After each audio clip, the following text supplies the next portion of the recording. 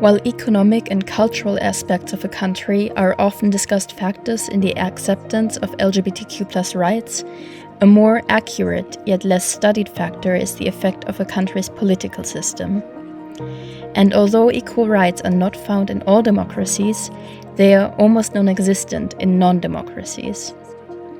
This is due to the possibility of advocacy. Democratic systems which grant political freedoms and where a strong civil society and the rule of law have taken root tend to be more queer-friendly. In places where democracy and civil society are under attack, gay rights also stall or diminish. The fight for democracy and the fight for LGBTQ rights are therefore closely interlinked. According to the Human Dignity Trust, the absence of political freedoms is the one common feature shared by most of the 65 jurisdictions that criminalize homosexuality today. 2 of those countries are Saudi Arabia, where same-sex activity is punishable by death under Sharia law, and Sudan, where it first became criminalized under British colonial rule, and the maximum penalty is life imprisonment. We have come to Berlin to talk to someone who has lived in both these countries. Only 20 years old, Ronnie Vitalia has been a queer rights activist from a very young age. They were born in Sudan but grew up in Saudi Arabia, where they started being politically active online when they were 16. After being doxxed and outed on Twitter, their family moved back to Sudan, where Ronnie took part in demonstrations protesting the military regime.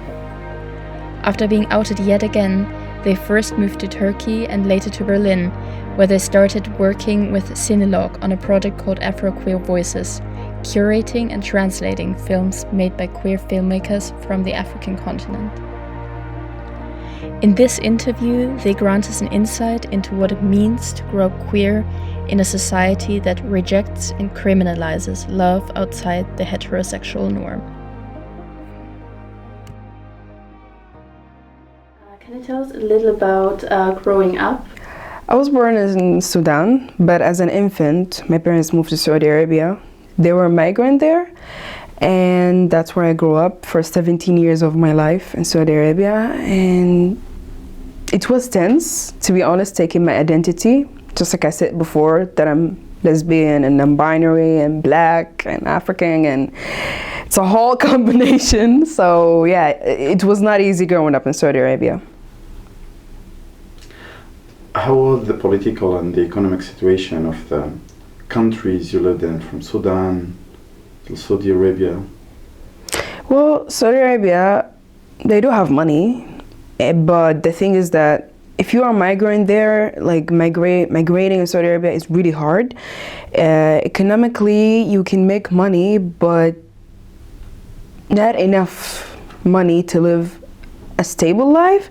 Like, you can make good money just to live, but you cannot make that good money, like really good money to support family, like back in Sudan, or I don't know, build a house or buy a car, you know? Like, there are certain laws and rules that doesn't allow foreigners to get paid more than Saudis themselves. Like, there's always the citizen and the non-citizen.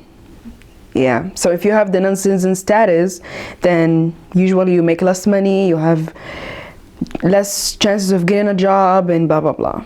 Yeah. How does this manifest, like this two-class society, how does this manifest in daily life in Saudi Arabia?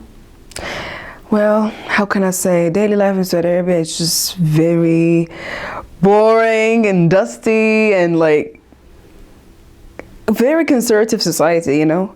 Like, you barely see people in the street. It's a very depressive country. Like, right now, I can see the new agenda and Saudi Arabia is so open now and they're doing festivals and they're changing the narrative. But really before that, like, before I left Saudi Arabia, and some people even who still living there, like, it's literally certain areas, certain class, certain people who get to have access to this bougie lifestyle. As a woman, for the society, I'm a woman, but because I'm non-binary, I cannot say that out loud. Like, going out, you're not allowed to go out alone. And if you go out alone, it's not safe at all. And you need the approval of your father for anything. like literally anything, hospital, school, uni, anything, governmental paperwork, anything, like anything you want to do, you need your father's approval. And this is just how patriarchy and patriotism is so horrible in Saudi Arabia. They even allowed the woman to drive in 2017, like recently, which is insane. So yeah. So Ronnie, in this depressed life as you describe it back in Saudi Arabia, when did your awareness for political and activism started? Well, I have to say, I kind of grew up in a household where politics were involved. Like my parents will always talk about Sudan, what's going on, and the revolution, and blah blah blah. And I'm like, it's like I didn't care, because it's like my parents are into politics and they will talk about politics until it comes to certain politics, they draw the line, you know? Like usually when I was not dumb, but like, you know, just pushed and angry and full of it, and I'm like having a hard conversation with my parents, like, no, homosexuals deserve rights, no, I don't think we should kill them, no, I don't think we should do this to non-religious people, and then they're like aggressively talking back to me, and I just get to that black point where you're like dead end, like it doesn't matter anymore. So I just dropped it. I no longer talk to them, I no longer talk about politics, and they talk about politics every day in the house, and I just didn't care. I feel like I was so I tried to unattach myself from Sudan and the politics in Sudan and to focus on the LGBTQ politics. So I started online, like digital activism, like I was going on Twitter. What was your awakening moment for this? My awakeness moment, like, how can I say that? It's just that the way that my parents and everybody in school, the religious teacher, I always had fights with the religious study teacher, Islamic study teacher. They always take me to school principal because I always talk about homosexuals. It's like I'm trying to push, but I'm also trying to protect myself. Like when she says they go to hell, blah, blah, blah, I'm like, why hell? Why can't we not just accept them? Like, I don't know, have different societies for them to live in. Like just trying to speak up, but also trying to protect myself. So yeah, that's when I realized that it's useless and I need to do something else, and I need to find my community. Yeah. You were just starting to talk about how you first became active digitally. Can you elaborate on that? Yeah, I started my digital activism through Twitter. I was going with a fake name and fake picture, like fake identity for protection, and I found a lot of LGBTQ activists and organizations and platforms and blogs, and it was like, wow, you guys actually exist out here. It's not only me. Wow. And I got the chance to talk to a lot of them, and I had like online friends, and we had like a Discord LGBTQ, like Discord Sudanese LGBTQ channel, and people will talk and stream music and watch films together and do activities on the weekend together.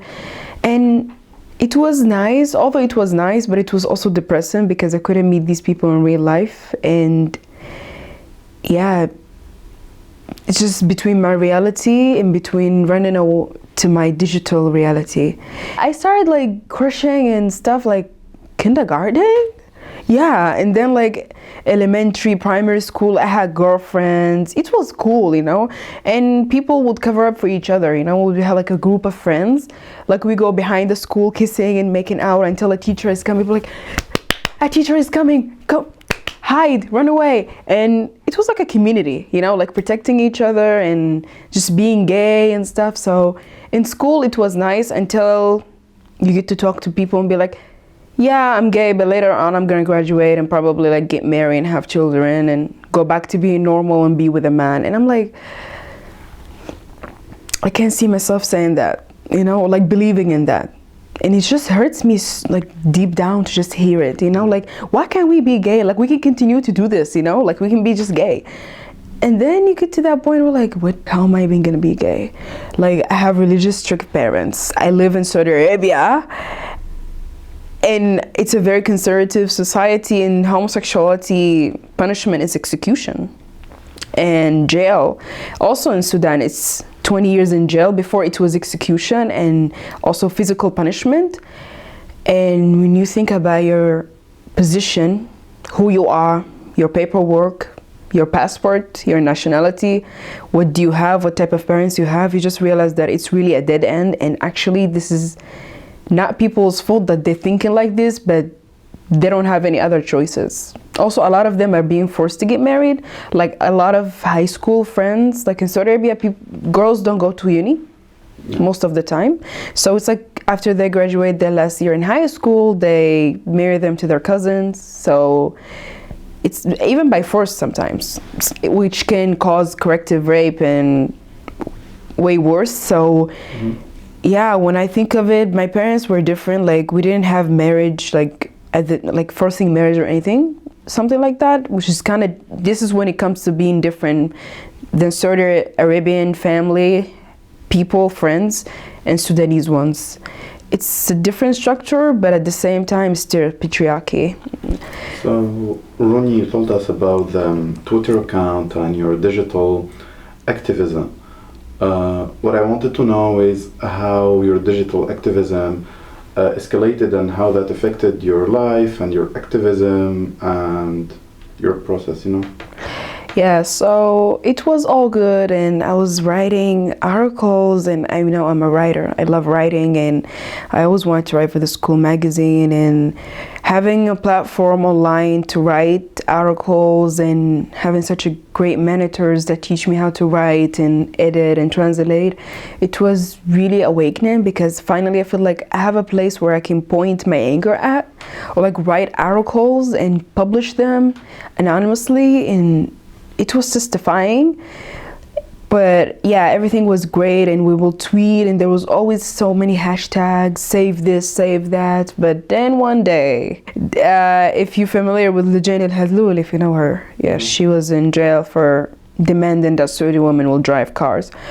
Anyway, there was this hashtag about her saying free Lujane, and I ended up tweeting in that hashtag, and the tweet went viral, and it got a lot of attention, more than it should, and people like men started getting in my DMs threatening and like, delete this, what are you saying, you're an outsider. They have this certain word that they use in Saudi Arabia, amila, like you're an agent, you know, like you're an outsider, someone sending you to destroy our country. And then there's the xenophobia, and yeah, it was a lot of threats in my DM. I didn't care. I was like, okay, whatever. There's always hate, you know, always homophobic, always misogynistic people coming.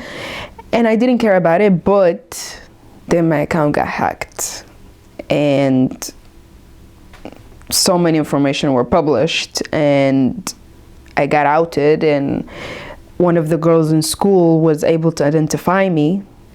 She saw my pictures and some information. She told her parents told the school principal. They actually came to school, and they're like, by the way, we don't want this girl to study with our girl in one school. She's gay, she's a bad influence, she.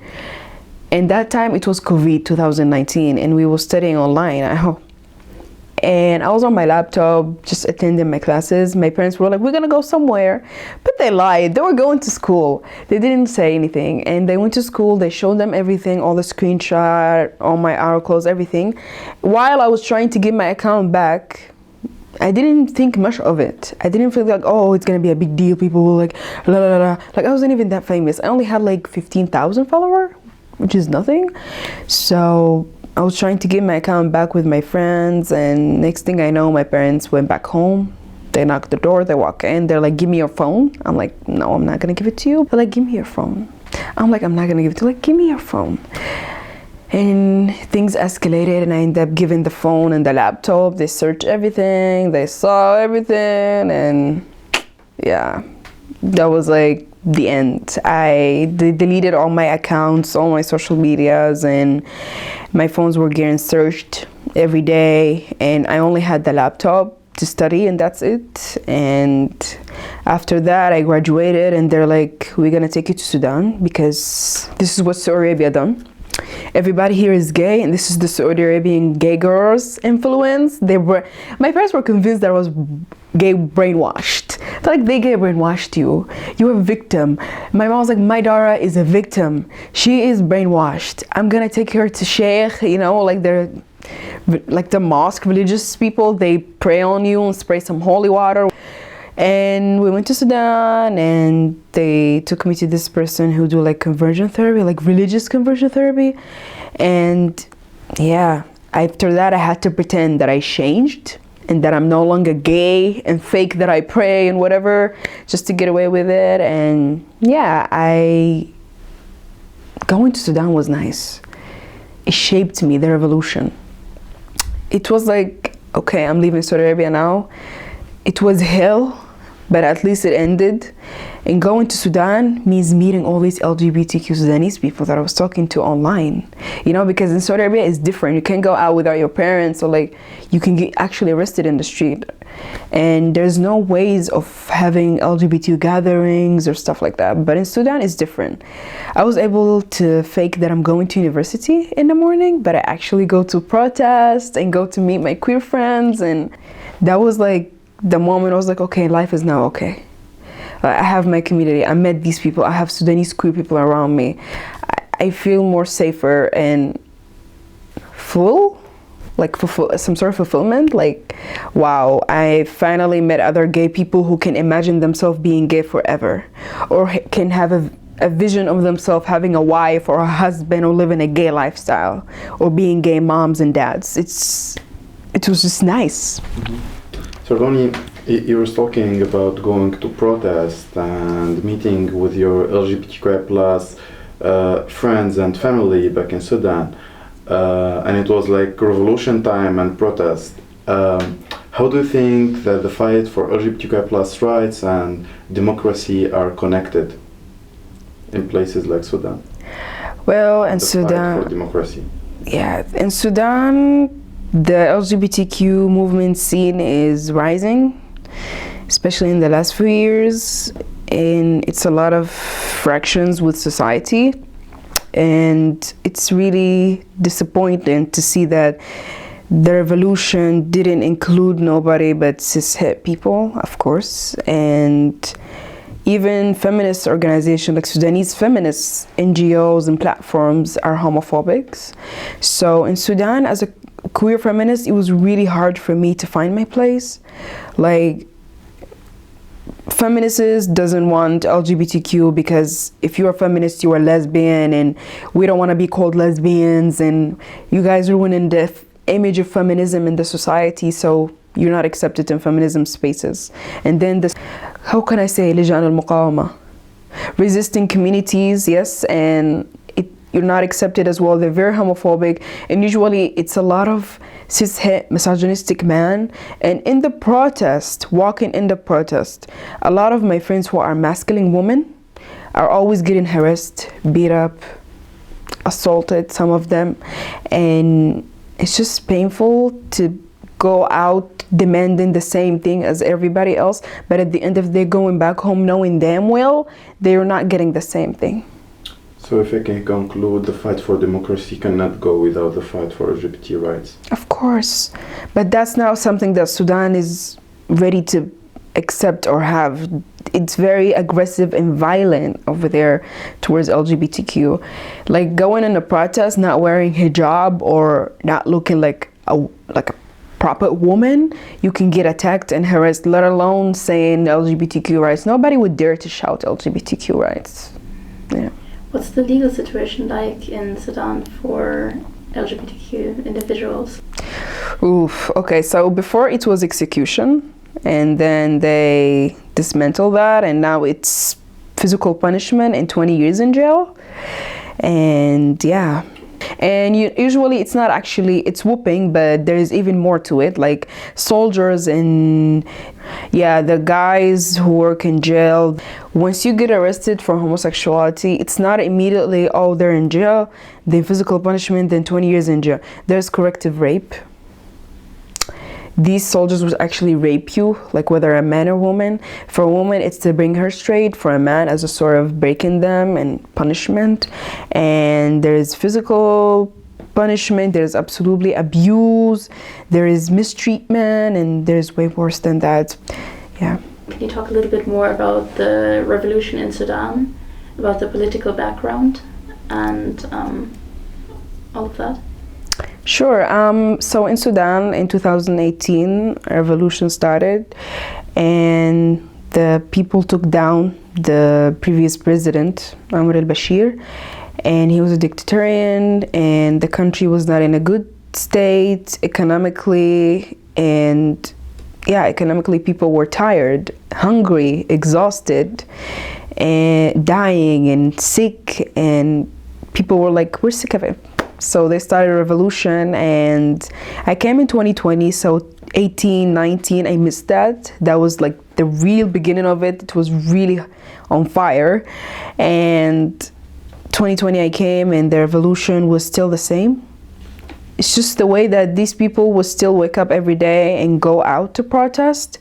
And like sometimes you can never make it back home, like a lot of people die. Every protest there's someone getting killed. Every protest there's someone getting stabbed, getting arrested, getting dragged, getting hit by the police. You never see them again.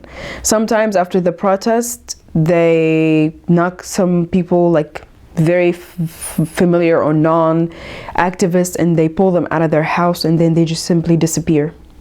Never hear of them again. So and after 3 years of the revolution and taking down the president, now the government, the recent one, there's the military leader and the rapid force response leader are both trying to be the president, and they are fighting, and the victims of that fight is the people, it's the citizens, and it's just can't believe, it's ridiculous. Like two big fat ego men are fighting each other with guns and killing people just because both of them want to rule. And it's disgusting. And it's ever since this started, like the war, and it's just like Sudan never got a chance to have a rest as a country. Like colonization, bad presidents, revolution, war, fleeing, it's too much. What's your view on the situation in Sudan right now? Where do you think it's headed? The situation in Sudan right now, what it's heading? I cannot imagine. Like I feel hopeless, Like I don't feel like there's any change coming anytime soon. No, like half of the country is dead, half of the country is fled, half of the country is stuck, dying, and they destroyed the capital, destroyed all the cities. It's destroyed. They burned down the airport, they bombed it, they bombed everywhere, buildings, people. Nothing is left, to be honest. Like watching all these videos and pictures, it's so heartbreaking. And I cannot imagine Sudan heading anywhere good, because also internationally the world really let Sudan down. Like ever since, even during the revolution and like after the revolution and the war and everything, nobody's talking about it. I don't see any international cover for it, like people talk about Palestine, talk about Syria and whatever, but you never really hear that much about Sudan, or like they don't focus or like give attention or acknowledgement to what's happening in Sudan. So that is also one reason why. And the other one is that I'm just a tired Sudanese person. I think, mentally, like my heart is there, and I have my queer family there, and some of them were able to escape, some of them are still stuck. I still talk to them, and it's just the guilt of surviving and them being there and feeling like shit, not being able to help, not being able to do anything. And I guess that's it. So Ronnie, like living through all of this in Sudan and being through a lot, from Saudi Arabia to Sudan to the revolution to this discriminatory law, did you came directly to Germany, or how was your journey and how did you came here? What was the process? So as I told you, I was every day out in the protest and secretly going and having a mask on my face because I don't want to be known or seen. And one day a photographer I took down my mask just to drink water. A photographer took pictures of me without my permission and put it on Facebook. Parents are all on Facebook. And I came home, my parents saw the pictures, and they're like, what is this? And I'm like, what is what? They're like, you're in a revolution going out every day in protests. You wanna die? You wanna get arrested? What do you think you're doing? And things escalated. I ended up leaving home because I was not feeling safe anymore with them. And I was trying to leave Sudan because my family was trying to find me and things were not gonna end in good term.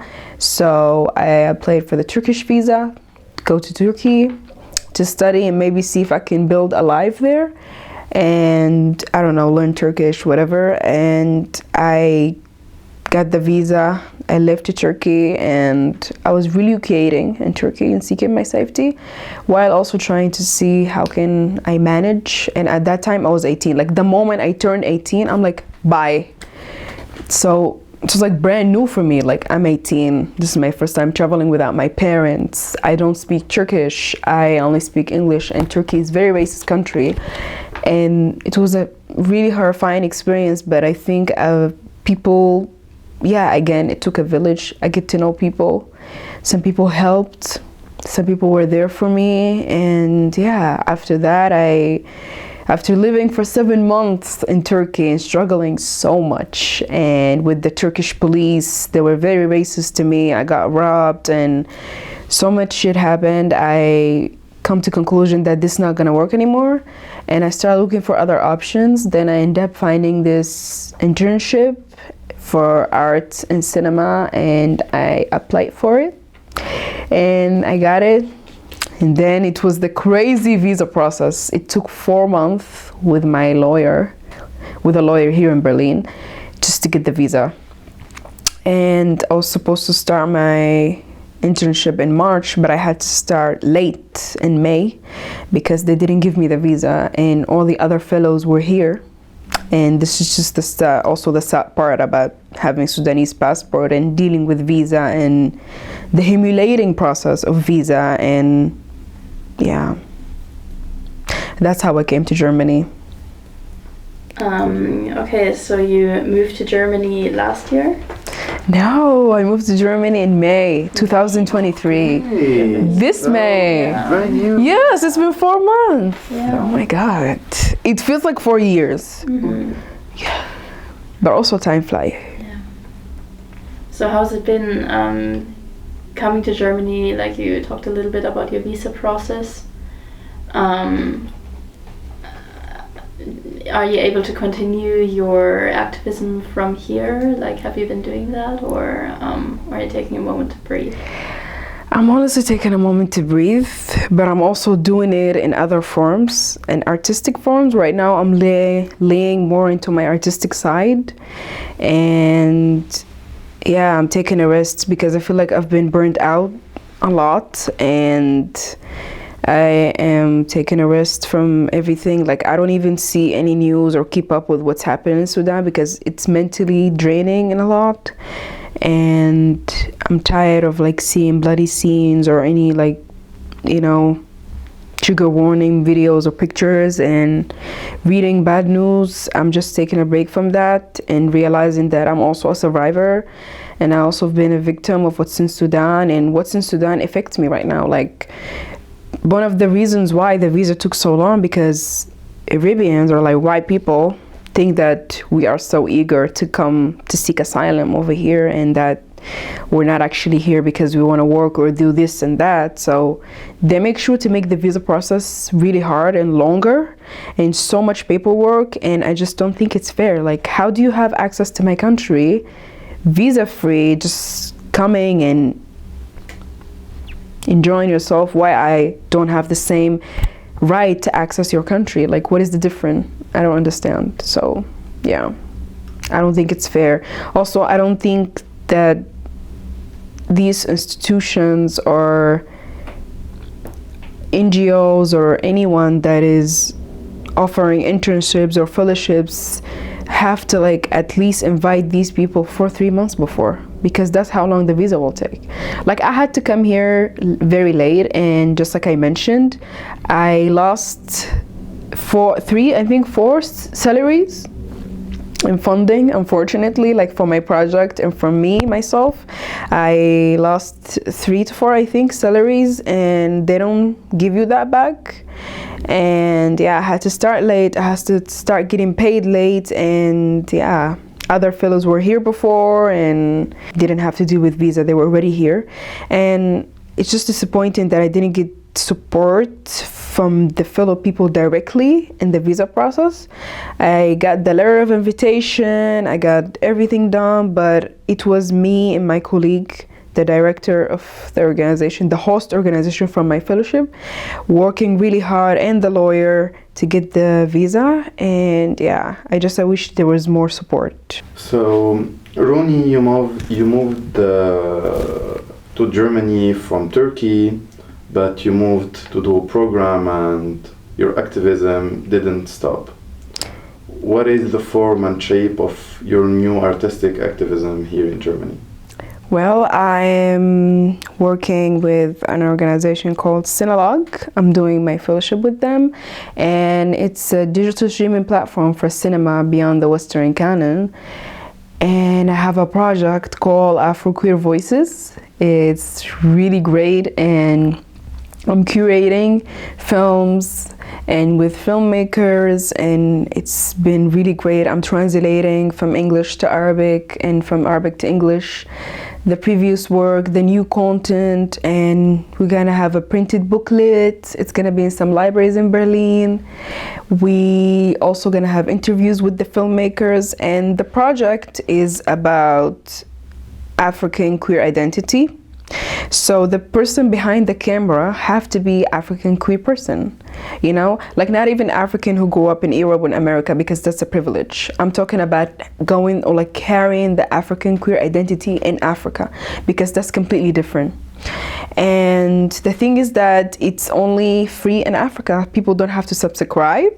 And that's the point, to make it accessible, because as I also dive into the white film industry and how that so much of the black African queers films are like, the license holders are usually white distribution production companies, and they profit from that. But the project, like the idea behind my project, is not to profit from it, it's to make it accessible, to make change.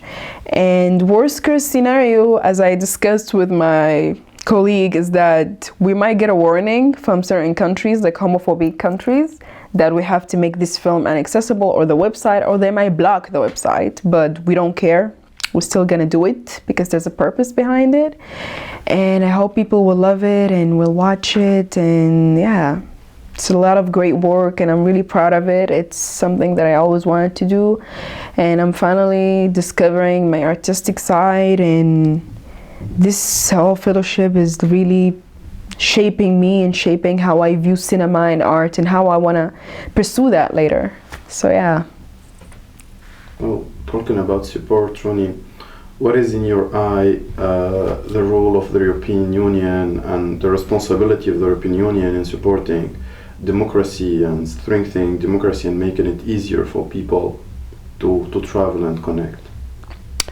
I think the paperwork is just ridiculous.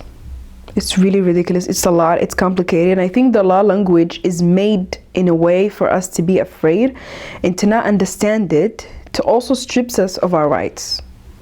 Like anything in here, I need a lawyer for everything. I need a lawyer for everything, and that is expensive. And yeah, it's just every process takes a lawyer. Every process takes a lot of paperwork, and it's more complicated. Also, English, like when you go to these migration offices, they don't speak English. And I have my friend, also my colleague, the director, came with me, and she did the translation from German to English with me. And yeah, not a lot of people, like that's a friend of mine who did it because they care, but other people don't have that. So yeah, it depends on how many privileges you have, but also I think EUE part is to make it more accessible and easier. Because if all the migrants get up one day and left this country, they won't have no money or nothing. like all the industry will fall, because really it's all like they build everything on colonization and migrant people working for years, for decades, and still doing the same shitty process, still dealing with the same paperwork, still dealing with the same racism. Now nothing's changing. So yeah, I think for what, like, Europe in general is really in a big own of migrant people and BIPOC people, because without us, without our resources that they stole, without our labor, and sometimes even unpaid labor, they won't really have what they have. So yeah. What do you think the EU should do, especially like talking about Sudan? Like, what role should they play? Like, what do you wish? Are you pro reparations, or do you think they should just make the visa process easier to at least make it simpler going forward? Well, for Europe, I have a word. First of all, when the war started in Sudan, all the embassies, starting with France, the embassy of France destroyed the Sudanese people passports, the Sudanese citizen passport who applied for the visa before the war started. They destroyed their passports, and then other embassies followed them, the USA, the UK, all of them. All the Arabian embassies destroyed the passports, saying that this is a protocol of protection, and then they got their people in their jets, private jets, whatever, airplanes, and they fleed them out the country. Yeah. So not only that they ruined it, the only way for someone to survive, even escaping through the borders from Sudan to Egypt to Ethiopia, you need your passport.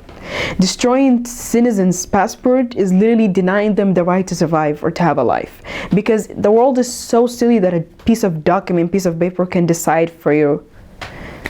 So yeah, one thing is to be held accountable, because that's a crime.